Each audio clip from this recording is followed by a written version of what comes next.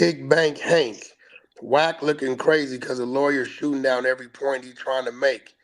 All right, so today we're going to be talking about Pooh Shiesty, right? He was just released from prison the other day, back in October of 2020. He was involved in a series of incidents in Florida that actually led to him being incarcerated. This included a gas station shooting, a robbery involving a drug deal, and an assault at a strip club, right? In January of 2022, he pleaded guilty to one federal conspiracy charge related to possessing firearms in furtherance of violent and drug trafficking crimes. This plea resulted in the dismissal of 3 other charges, including a Hobbs Act robbery charge, which could have led to a life sentence. Now, Pooh Shiesty was sentenced to 63 months, so 5 years and 3 months in federal prison. He served approximately 3 years of that before being released in early October 2025, right, just a couple of days ago. His early release was due to a combination of time served and good behavior. And as far as the general public is concerned, they seen it as Pooh Shiesty stood on all 10. He did his time. He got to come home. Right. Well, today we've got this rumor, this speculation that Pooh Shiesty somehow cooperated in his case coming back to light. And of course, this is thanks to Wack100. Right. I don't know if you guys remember, but back about 3-4 years ago when all this first went down, Wack100 had claimed this exact same thing. He was like, oh, Pooh Shiesty, I got paperwork on him. Just like Wack says about anybody, right? It's getting to the point with Wack100 where if you're a human breathing air, Wack100 probably has paperwork on you. If Jesus was resurrected and walked the earth again, Wack100 would swear to God he has paperwork on Jesus. But I see this topic is making more headlines. People are starting to talk about it again because Wack100 went over on Academics live stream, and basically now that Pooh Shiesty is released, he reapproached the situation. All right, so before we talk about it, I just want to play y'all the clip.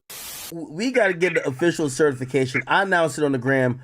We have Pooh Shiesty who's back home, and he's the only rapper of recent time who came home, never snitched. Is that true or not? The Exposers, I heard they did a whole thing on it. We need to know what's the deal. Well, here goes the thing. You know, I had his attorney 11 months ago on my channel. Really? Yeah, I sent you the link. You got the link. The disposal was, we had his attorney.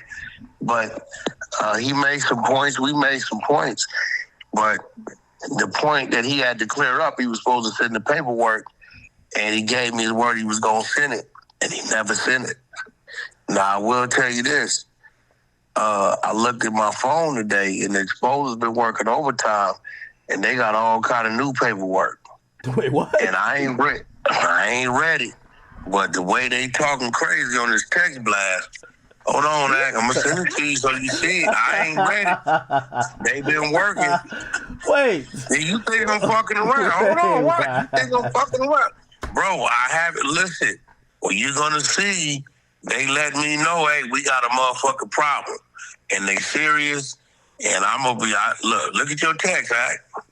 So I gotta go in tomorrow and see. Look. Yo, Wack, y'all got niggas circling shit on paper?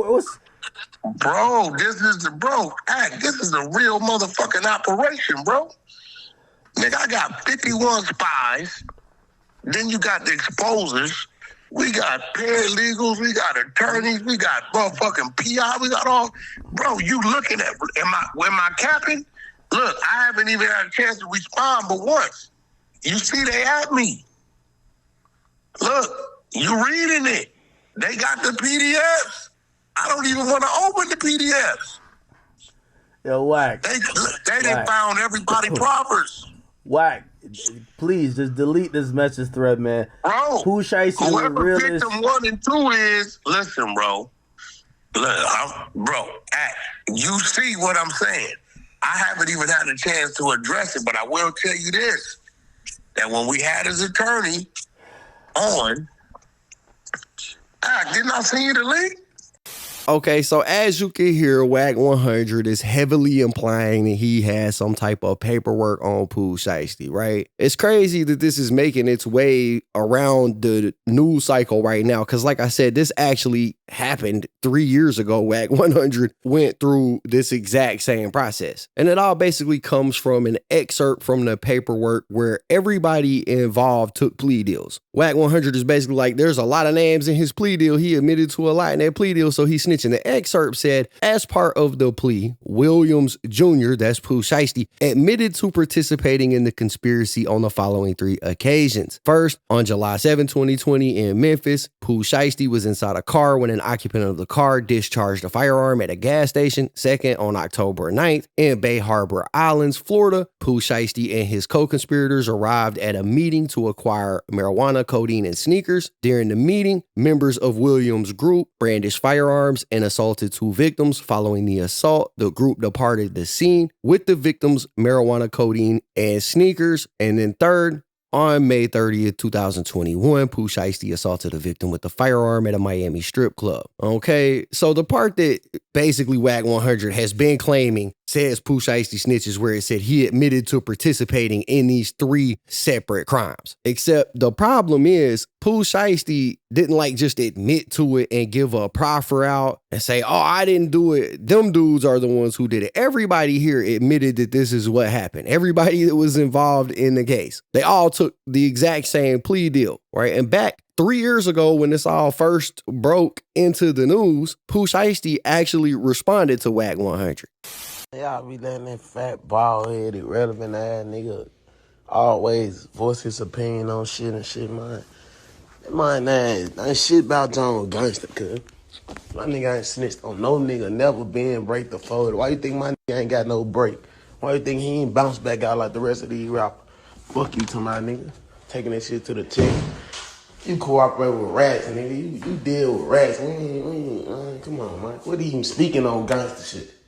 Not only did Pooh Shiesty respond to this back the first time Wack 100 alleged this, but Pooh Shiesty's attorney actually had spoke on this as well. His attorney posted this right here up that says, this is 100% fake news. Wack 100, there is no paperwork that will say Pooh Shiesty said a word about anything on anything. In fact, none of the 3 charged gave proffers on anything about anything having to do with other people. This is just a straight mistruth. They all took pleas to the same crime and 1 count of a possession of a weapon during a drug crime. None of them gave a proffer about anything. It was a straight plea deal, with all of them having the other 3 life felony counts dismissed. But why bother with facts? Just throw something out for clicks. This isn't the only time that Pooh Shiesty's attorney spoke on this. Like Wack 100 said, he did have a conversation with Pooh Shiesty's attorney on live, where his attorney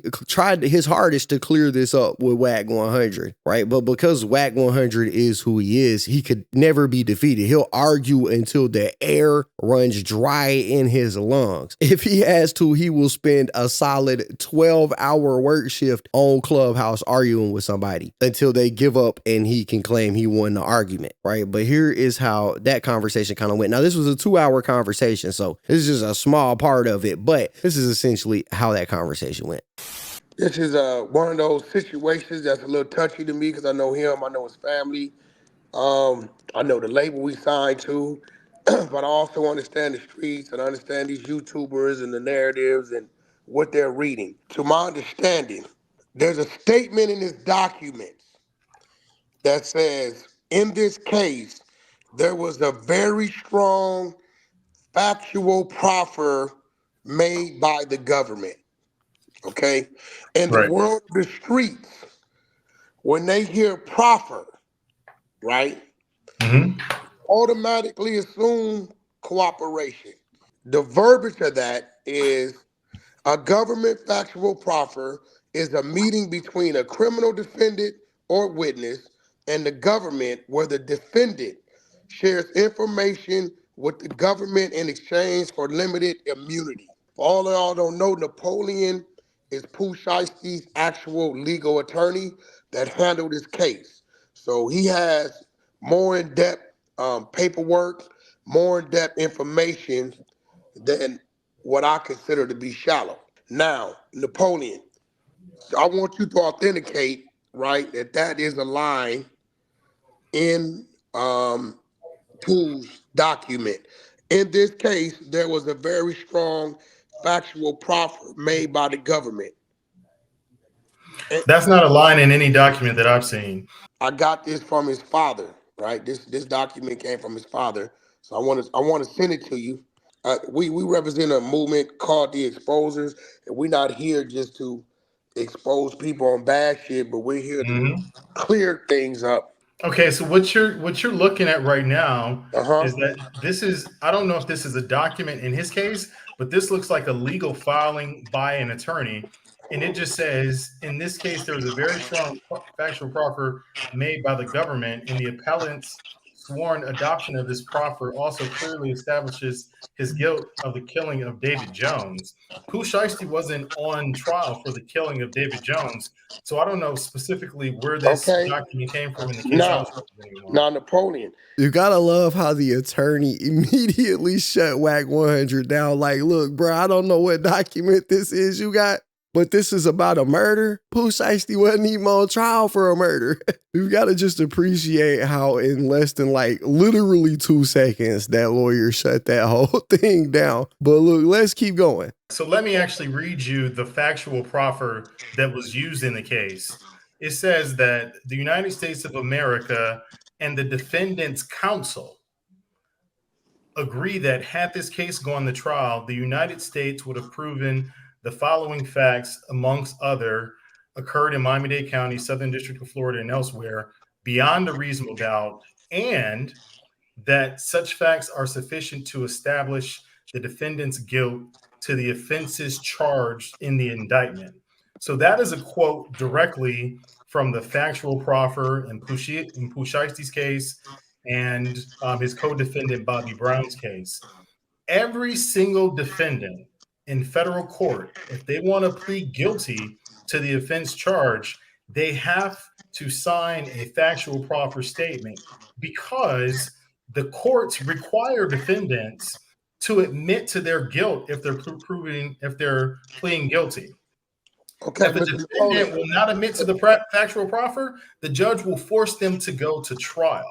So Okay. a factual proffer is necessary just to plead guilty in the case. Okay. What his attorney is simply trying to say is that Pooh Shiesty did sign a factual proffer. All the defendants in the case signed that factual proffer. But it wasn't like they sit down with the government and gave over information. They just had what the government alleged. Everybody that was involved was like, yeah, we agree we're guilty of what y'all allege. That's put on a piece of paper. They agree that they're guilty because they have to take a plea, which means they have to agree that they're guilty, right? That's what his lawyer is simply trying to say right there. It's that nobody really gave a statement. They just signed on a piece of paper saying what the government alleged was true. And everybody did that. So it's not like Pooh Shiesty did it and left the other guys high and dry with him admitting that everybody was guilty. No, they all took this plea and admitted it.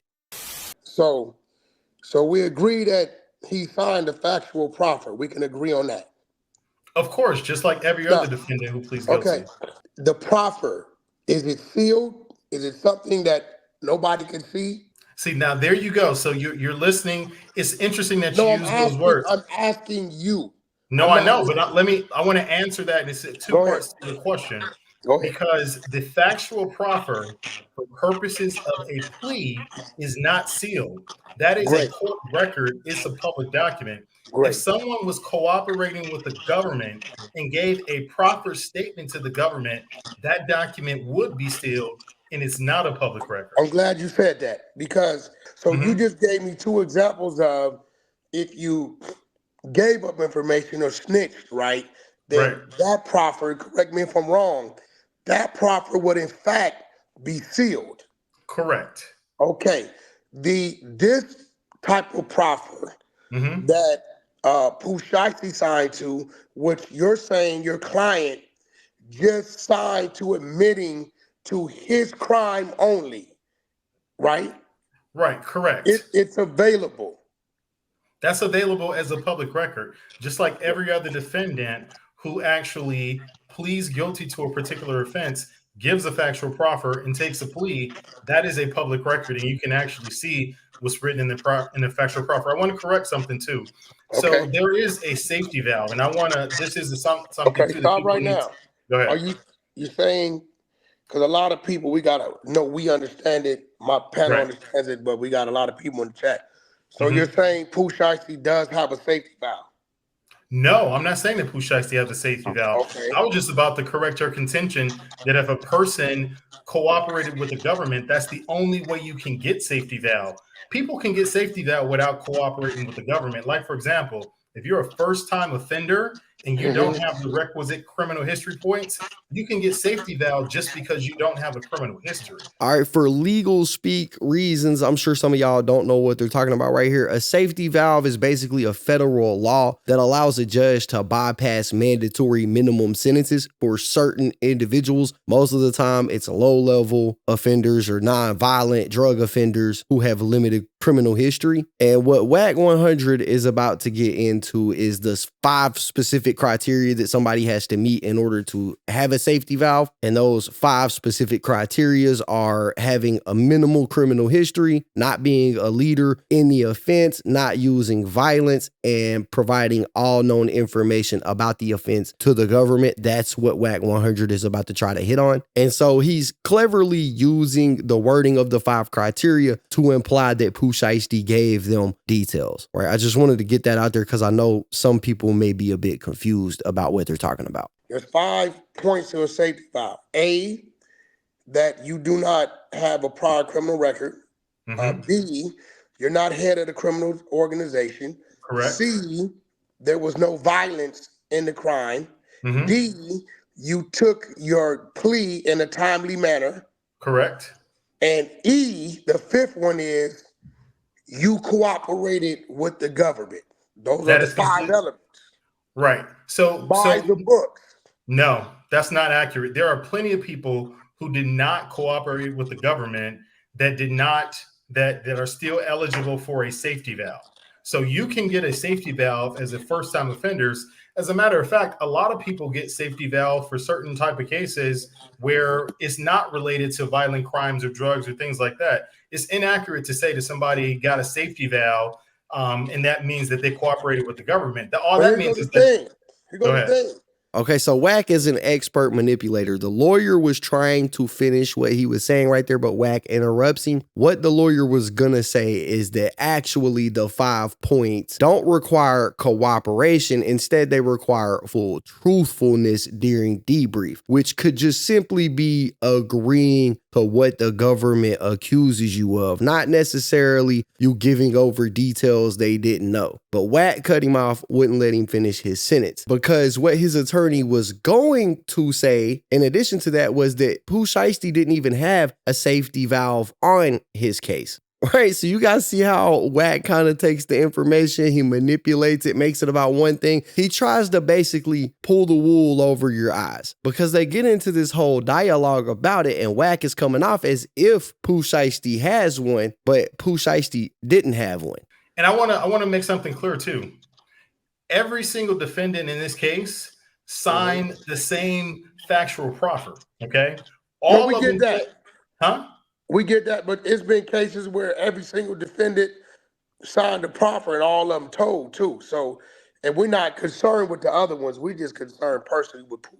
He's the name, he's the one that whatever. So if you can give us that docket number where to find it, right? That will really help everybody. So when this comes up, people could go read for themselves that Pooh's information, unlike others, right, is available. Like Blue Da Vinci, he did a safety valve, but no, he did not get safety valve. I want to be clear about that. No, Blue Da Vinci got a safety valve. Oh, Blue Da Vinci. I'm sorry, I was trying to type in. But when we go to look for the statement, is not available, right? So we do know Pooh Shiesty did not have a safety valve. He just has this stage of a proffer, but his proffer is available for people to see what he actually signed and what statement he gave. And the statement he gave was him admitting guilt for his personal crime, correct? Exactly. That's correct. In this particular case, there is a transcript of the sentencing hearing, okay? So at sentencing, I can guarantee you this. that had Pooh Shiesty cooperated with the government, he will be jumping up and down about how he helped the government and all these things, and all that would be in the record of the sentencing transcript when he got sentenced to prison. But none of that is there. None of it is about him telling on somebody else. None of it is about him cooperating with the government. I was at all of the hearings, and I am telling you for a fact, nobody in this case cooperated. What we did see was a government factual proffer. And that's what you're clearing up, what that really means.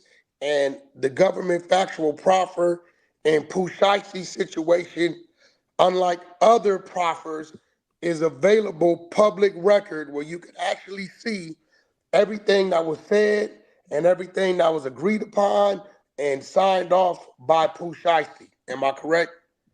That's correct. There we have it. I just want to make sure that something is clear too. So what it actually says is that the United States, the defendant and defendant's counsel agree that had this case gone to trial, the United States would have been able to prove the following facts that are sufficient to establish the defendant's guilt to the offenses charged in the indictment. So I just want to make sure that this is not a statement that anyone gave to the government. Nobody in this case, none of the defendants sat down and talked to the government.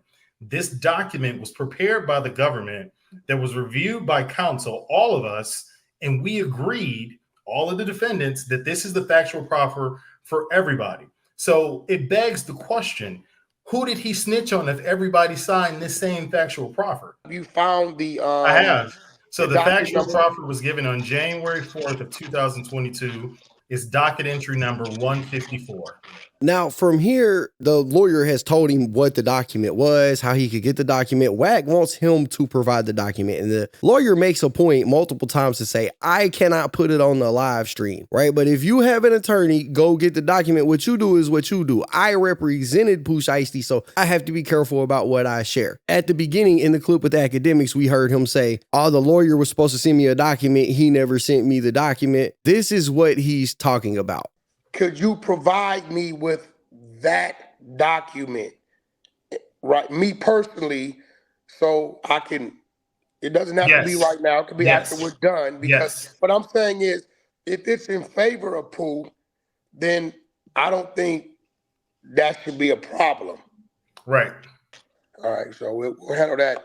And I'm telling you, I will one up you. I will give you the full sentencing transcript where you can see for yourself. I'm on there, Sam Zangane's on there, Brad Cohen is on there. We were a team together that represented these individuals. Nobody is going to say that they should have received a lower sentence because they cooperated with the government. Did he get below his mandatory minimum, or did he get mandatory minimum and above? Like what was there was no minimum? There was no mandatory minimum.